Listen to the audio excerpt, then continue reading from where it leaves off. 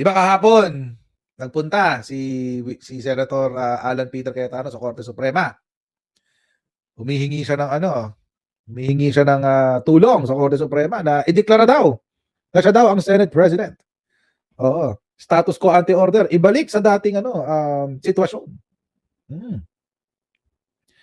Ang problema, walang sagot ang Korte Suprema kanina. Most probably in the future meron. Pero mga kababayan, kanina nga nag-election na. Oo, nag-election na kanina ng bagong Senate President. At kung sa mga hindi nakapanood, eto, bigyan ko kayo ng pagkakataon mapanood. Ayan. Ikaw nga po daw, ang sinasabi nila, nagsasara ng Senado, na wala na pong staff, ikaw na lang po naiwan. And that just shows your dedication, Mr. President, on how hardworking you are in preparing for the days ahead.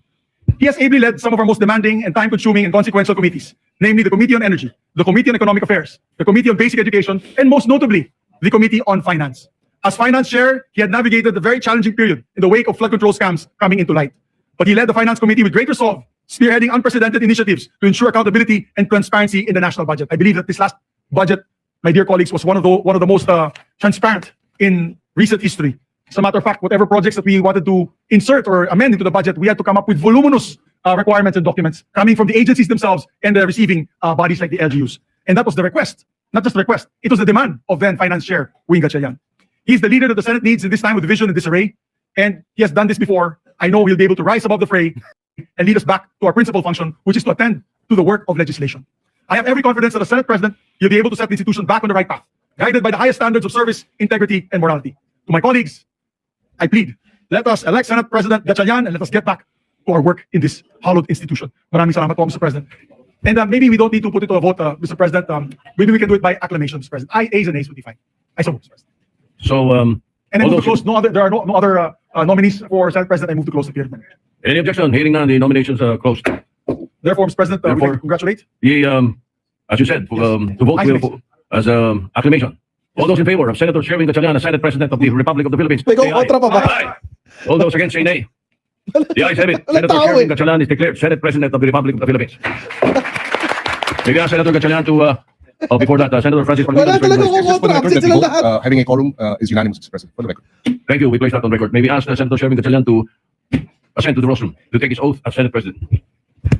And repeat after me. I state your name. I, Sherwin Gatchalian, Having been elected to the position of Senate President, having been elected to the position of Senate President, do hereby solemnly swear do hereby solemnly swear that I will well and faithfully discharge, that I will well and faithfully discharge, to the best of my ability, to the best of my ability, the duties of my present the position duties of my present position, and of all others I may hereafter hold and of all others I may hereafter hold under the Republic of the Philippines. under the Republic of the Philippines, That I will support and defend that I will support and defend the Constitution of the the Philippines. Constitution of the Philippines, That I will obey the laws, legal orders, and decrees that I will obey the laws, legal orders, and decrees promulgated by the duly constituted authorities, promulgated by the duly constituted authorities, and maintain true faith and allegiance and maintain true faith and allegiance to the Republic of the to the Philippines. Republic of the Philippines, And that I impose this obligation upon myself and that, voluntarily, and that I impose this obligation upon myself voluntarily, without mental reservation without mental reservation or purpose of evasion. or purpose.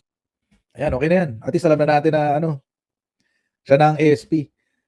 Pero ito nga sabi ko kanina, itong si Joel Villanueva, meron parang main character energy to kanina eh. Tawa ko ng tawa, nakita ko to. Sana ba? Ito. Ito ko to kanina. Sabi ko, feeling si Villanueva. Main character. Sana ba? Yung entrada niya kasi parang angas-angas pa siya eh. Ayan angas pak, main character. I'm here! main character eh. Diba? I'm back! Diyos ko. My goodness. Main character? Pero tinanong siya tungkol kay Alan Peter Cayetano. And before we go there, naglabas lang naman ng Facebook post si Alan Peter Cayetano. Facebook post lang ang kaya niyang gawin. Ano ba? Huwag na lang. Ang haba kasi. Pero ang sinabi niya ay isinusuko na raw niya. Take note isinusuko na raw niya yung pagka-SP. Wala ka isusuko, Alan Peter. Matagal ka nang hindi SP. Isang buwan na. O mag-iisang buwan na. Oo. Wala ka isusuko. Wala eh. Wala naman, hindi naman na siya Senate President to begin with. So wala na siyang i-relinquish. Oo. Tatawa lang ako dito sa post niya na to. Sabi niya, eto. Medyo, tingnan nyo na lang. May sound ba to? Ano yan? Baka ma-demonetize pa ako dyan. Ayan, di ba? I'm not saddened by the loss. Oo, sabi niya. Hindi raw siya nalulungkot. Talaga ba? Nalulungkot daw siya na nakikita ang sambayan ng Pilipino nahihirapan. Oo. Pero hindi naman sila nagpunta doon sa mga session kung kailan kailangan sila. So bakit? Bakit ganun? Di ba? Kaplastikan to. Huwag niyo papaniwalaan mga kabubuan nito ni Alan Peter. Plastikan lang yan. Ito talaga yung punto noon, guys. Oo. Talagang talagang dinidikdik ng mga DDS senators yung flood control. Kasi ito na lang talaga yung palusot nila eh. Parang para sa kanila, this covers any amount of sin. Oo. This was never about the Senate presidency from the very beginning. It was about the truth, quote unquote. The truth about the flood control funds, billions meant to shield our towns, etc., etc. May ganyan siyang drama sa flood control. Pero bakit? Bakit? Wait lang ha. Hanapin ko yun. So kung meron pala siyang ganyan, ayun. 2 days ago pala to. 2 days ago. Kasi kung talagang siya ay gigil na malaman ng katotohanan tungkol sa flood control, bakit? Matapos ang halos isang taong investigasyon, nahaharap na sa matinding kaso ang tinaguriang flood control royalty na sina Sara at Curly Discaya. Balikan natin ang mga lugar kung saan naghari ang kanilang mga bilyon pisong kontrata sa exclusive agenda report ni Joash Malimban. Opisyal nang may kaso ang tinaguriang flood control king and queen na sina Curly at Sara Discaya matapos ang halos isang taong investigasyon ng Office of the Ombudsman, DPWH, DOJ at ng Senate Blue Ribbon Committee. Matapos ang nangyaring pag-aresto kay Curly noong nakaraang linggo, sinabi ng kanyang kampo na handa itong magpangalan ng nasa mahigit 100 pang individual na sa... O isa pa yan, kung kailan nakakulong na, saka daw magsasalita. Anong katangahan yan? Ba't hindi niya ginawa noon? Nung panahon na umaasa pa siguro siya ng proteksyon ni Marcoleta na ngayon hindi na niya nakuha. Kaya ngayon magsasalita na siya. Nasangkot umano sa flood control scandal. Sa special report series na ito, babalikan natin kung saan-saang lugar na domina ng mga Discaya ang flood control contracts ng DPWH. Isa ang Metro Manila sa mga rehiyon kung saan top contractor ng flood control projects ang siyam na Discaya companies. Kabilang dito ang Taguig City sa taong 2022. Base sa DPWH Transparency Portal, mayroong 26 flood control projects sa lungsod sa taong ito na worth 2.6 billion pesos. Patay. Noong 2021, 2 lang ang nasungkit na proyekto ng mga Discaya. Lumobo ito sa 11 projects worth almost 1.1 billion pesos sa Grabe. kasunod na taon. Dahilan para maging sila ang Taguig. top flood control project contractor sa lungsod noong 2022. Sinong mayor uli ng Taguig? Lani Cayetano? Sino uli yung senador ng Taguig? Pia, tsaka Alan Peter. Na kayo ng tipaklong. Magsalita kayo tungkol sa flood control. Total naman, gusto nyo masiwalat ang katotohanan ng flood control. Magsalita kayo tungkol sa flood control. Alam nyo mga babayan, kaya ang kutub ko, kaya sila gigil na gigil sa Blue Ribbon Committee. Gusto nilang kontrolin yung narrative, yung kwento ng flood control. Kasi tatamaan sila. Tatamaan sila. Ayan o. 11 project, 1 billion. Kailan ba naging senador? Si Alan Peter ng Taguig, 2022. Ayan o. Si Pia, re-electionist eh. Second term na to ni Pia. So paano? Paano na Alan Peter? Paliwanag mo yan. Kasi, ano nyo mga kababayan, kung talagang gusto niyang isiwalat ang katotohanan ng flood control scam, bakit mayroong 1 billion sa lugar niya? Anong katotohanan dyan? Ba't hindi mo umpisahan sa bakod mo?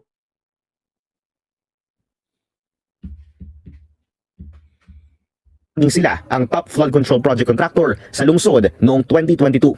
Lahat ng proyekto matatagpuan sa unang distrito ng Taguig. Bagaman walang bakas ng pagguho o matinding pagkasira ng mga proyekto, kapansin-pansin ang pagkakadikit-dikit ng coordinates ng ilang projects. Halimbawa na lang, ang 3 construction of slope protection along Taguig River sa East and West Banks.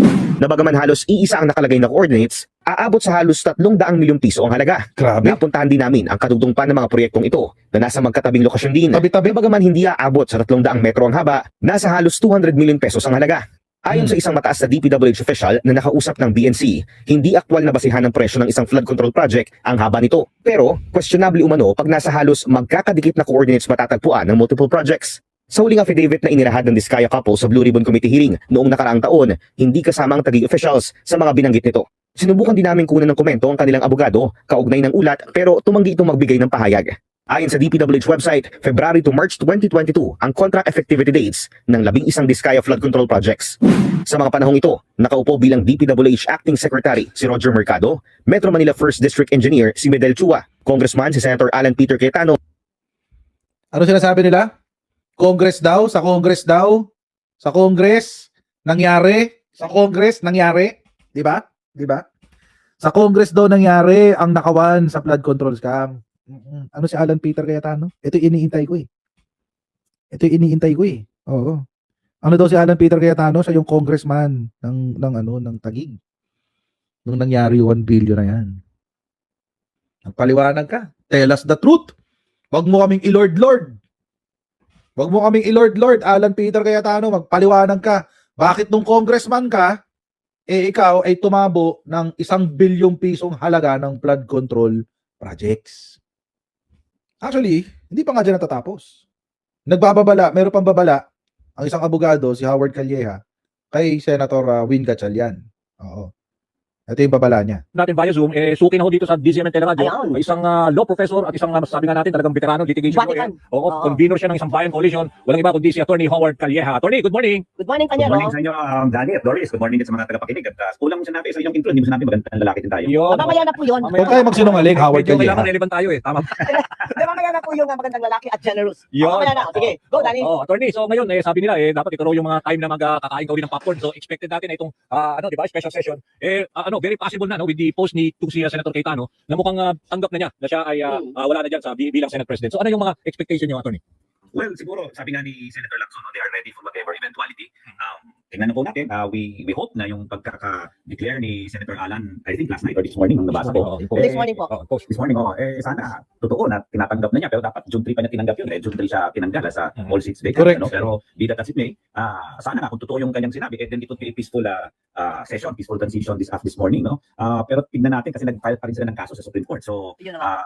kung wala namang kasi meron ng Kino-contest pa rin nila. order, kung wala naman in issue yung Supreme Court until this morning, na status quo anti-order or TRO, talagang wala namang balakid, no? Siguro yung kanyang pagsasabi this morning, na-realize niya na hindi naman sila pagbibigyan din ng Korte Suprema, kaya siguro nag-save face na lang siya. Sabi niya, it was his honor, sa akin, ibigay na natin sa kanya yun, at nabigyan siya ng ilang araw ng Senate President, pero tingin ko, yan ang pinakamagulong termino ng isang Senate President. Opo. Sa mga pangyayari po na ganyan, Attorney Howard, ang daming naging drama, ang daming nating nakita na sagutan, ambahan at lahat. Sa palagay ninyo, paano nyo na-envision ang takbo ngayon ng Senado? Kumbaga ay may lamat na po sa kanilang relasyon sa isa't isa. Or mabubura yan dahil nga si Alan Peter Cayetano ay kumbaga nagpakumbaba na, tinanggap na. Kahit na medyo late na ang sinasabi mo, tinanggap na rin. Well, sa tingin ko, si acting Senate President, and hopefully by this morning, maging Senate President, si Win Gatchalian, I'm looking more of how he is as a consensus builder, how he is as a, kumbaga, yung tinatawag ng to build a coalition with the majority and the minority combined, no, na to work together. Although sabi ko nga, may majority and may minority, pero sa tingin ko po, si Senator Win is more of a, consensus building individual na makikita naman na acceptable for both parties, no? So sa tingin ko with him at the Senate presidency now, mukhang gaganda ang relasyon at gaganda ang takbo ng Senado. Although sabi ko nga medyo mag-ingat dun sa grupo ni Senator Alan kasi until ika nga sa basketball, until the last minute is nandyan, pwedeng maraming mangyari, bilog ang bola. So mag-ingat lang at alerto lang sa mga pwedeng gawin at pwedeng ibang mangyari. Okay, partner, may lang ako ipasok, no? Baka makalimutan ko to, Attorney Calleja. Napaka-importante rin kasi nagkaroon na ho ng Sandigan Bayan decision, di ba? 90 Yun. Mag-ingat daw si Senator Win Gatchalian. Kasi manipis pa rin yung 13. Kung tutuusin, tama naman yun. Tama naman yun, mga babayan. Manipis talaga yung 13. Lalong-lalo na, etong tawag dito, si Villanueva, may sinasabing ganito. Tuloy natin, yan. How are you with Senator Alan, sir? How are you with Senator Alan? Yes, I did. Kamusta kayo, sir? Brothers, we're brothers at the end of the day. We're brothers. We're How are you with brothers. Senator Alan, sir? How are you with Senator Alan? We're brothers. We're brothers at the end of the day. Oh, brothers pala eh. Brothers pala. So, hindi pa safe si Win Gatchalian. Hindi natin alam kung ano yung totoong motibo ni Boy Dila, ni Joel Villanueva. Hindi natin alam kung ano kung anong tunay na motibo ni Boy Dila. Pero manipis ang 13. Manipis ang 13.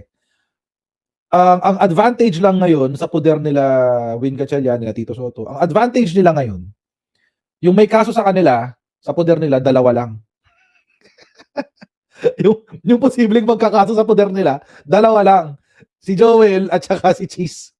So, okay lang yan kahit bumaba sila ng 11. Bakit? Kasi bababa rin yung kabila ng isa. Si Rodante Marcoleta maa-aresto rin. So, di ba? Tapos na-aresto na nga si Jinggoy. Absent, tapos baka ma-aresto pa to si Bato. So, lamang sila sa numero kahit anong mangyari.